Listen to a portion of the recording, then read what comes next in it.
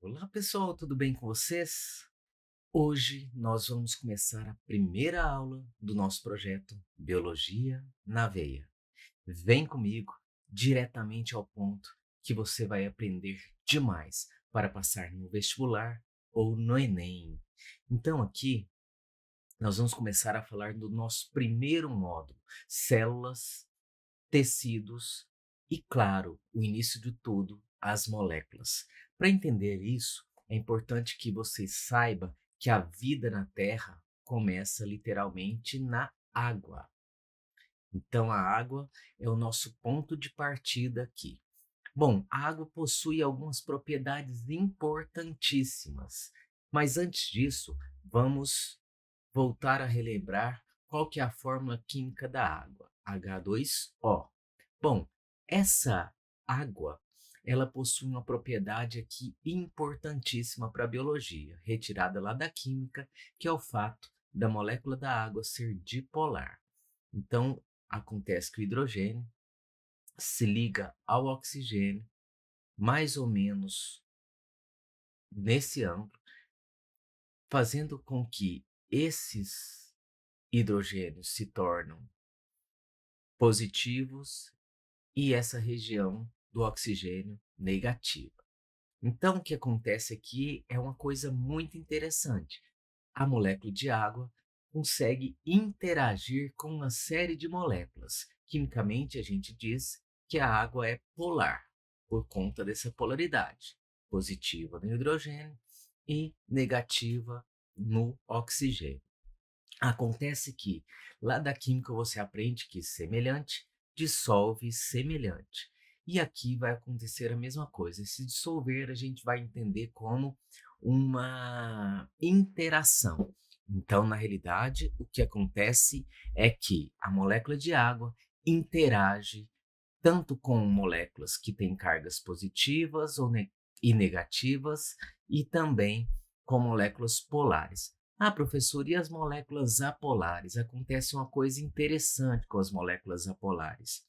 A evolução fez com que as moléculas apolares, por exemplo, os lipídios, que nós vamos estudar no próximo módulo, os lipídios consigam, então, ter uma região com cargas, né? Então, por exemplo, se a gente pegar o fosfolipídio, tem uma cabeça polar e duas caudas apolares. Essa cabeça polar aqui é de glicerol fosfato, portanto, interage bem com a água, e as cadeias carbônicas, claro, né, são apolares, não interagem tão bem aqui com a água. Então, o primeiro ponto importante é o fato da água ser solvente universal, principalmente por conta dessa dipolaridade aqui.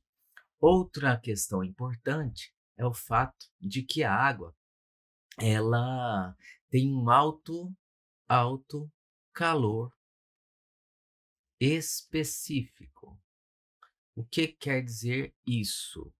Bom, o fato da água ter um alto calor específico acontece porque a água faz pontes de hidrogênio com moléculas de água. Então, o que acontece aqui é que a gente vai ter, por exemplo, uma outra molécula de água, essa região interage com essa, e aí vai ter aqui, obviamente, uma outra água ligada, uma outra água e assim sucessivamente. Isso faz, portanto, né, uma interação de ligações de hidrogênio, e essas ligações elas vão induzir a uma série de propriedades. Como a molécula da água é dipolar, esse hidrogênio positivo vai fazer uma interação com esse oxigênio negativo, através de uma ligação de hidrogênio e assim sucessivamente. Isso faz com que a molécula ela adquira uma rede, como se fosse uma malha de moléculas de águas ligadas por ligações de hidrogênio. Parece difícil, mas é fácil de você perceber. Isso vai fazer, né, todas essas forças em conjunto são chamadas de forças de coesão. Isso vai fazer com que as várias moléculas de água Adquirindo essas forças de coesão, elas se tornam elas adquirem algumas propriedades importantes. Por exemplo, o fato de que a água tem um alto calor específico. Esse alto calor específico diz respeito ao fato de que a água, para alterar a sua temperatura em 1 grau, tanto para mais ou para menos, ela precisa adquirir uma quantidade de energia enorme para aumentar então 1 grau, ou ser retirada uma quantidade de energia enorme para diminuir então 1 grau em sua temperatura. Qual que é a consequência disso? Imagine uma célula que, em média, 70% dela é água. Essa célula está literalmente protegida contra aumentos repentinos de temperatura que poderia desestruturar uma série de reações químicas em seu interior.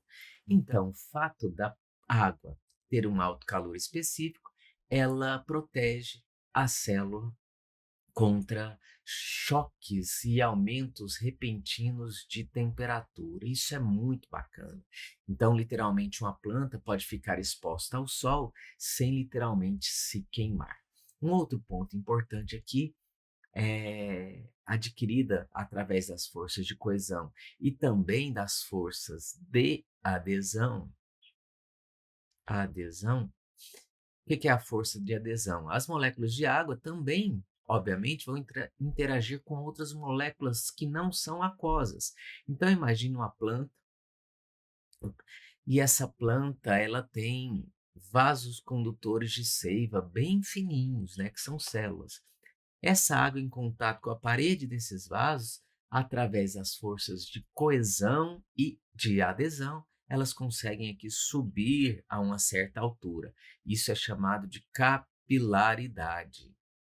E essa capilaridade é responsável lá pelo início da plantulazinha, quando ela começa, né, a fixar as suas raízes no solo, dessa água chegar até as folhas. Depois, a evapotranspiração, ela consegue, portanto, aí, eh, puxar moléculas de água quando elas mudam de estado físico do líquido para o estado de vapor. Então, é como se uma molécula desse a mão das forças de adesão e coesão para várias outras moléculas. E quando uma molécula de água evapora lá na atmosfera, ela puxa a molécula de água que está lá no solo, como se fosse uma corrente, né? Então, essa é uma característica importantíssima. Então, falamos do alto calor específico. Esse alto calor específico é essencial para evitar que a célula literalmente ela se queime, né? Já que plantas, por exemplo, e muitos animais sésseis não conseguem se deslocar pelo ambiente. É claro que os animais sésseis, eles são é, basicamente aquáticos. Isso, em contato com a água, eles não teriam muito problema nesse sentido. Eu gostaria então agora de falar para vocês de moléculas, né?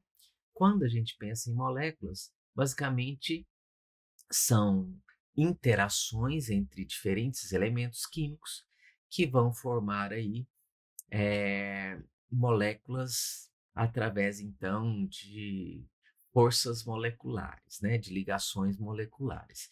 Na natureza, de forma, né, encontrada aí naturalmente, sem ser sintetizada em laboratório, existem 92 elementos químicos ditos naturais.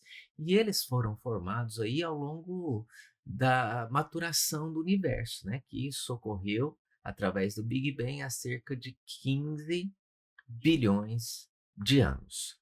Bom, quando as moléculas elas foram para aquela sopa primordial, depois a gente vai falar disso, né, nas hipóteses de origem da vida, o que aconteceu é que nem todos esses 92 elementos eles foram importantes para constituir as células e os tecidos dos seres vivos.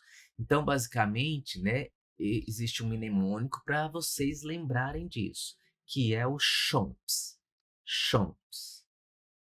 Quem são esses elementos químicos? Carbono, hidrogênio, oxigênio, nitrogênio, fósforo e enxofre. São os principais elementos químicos aí presentes na na Terra, né, que foram utilizados para o interior dos seres vivos. Na próxima aula, nós iremos resolver algumas questões clássicas que caíram em vestibular e também no Enem, envolvendo os temas abordados aqui na aula. Até a próxima. Tchau, tchau.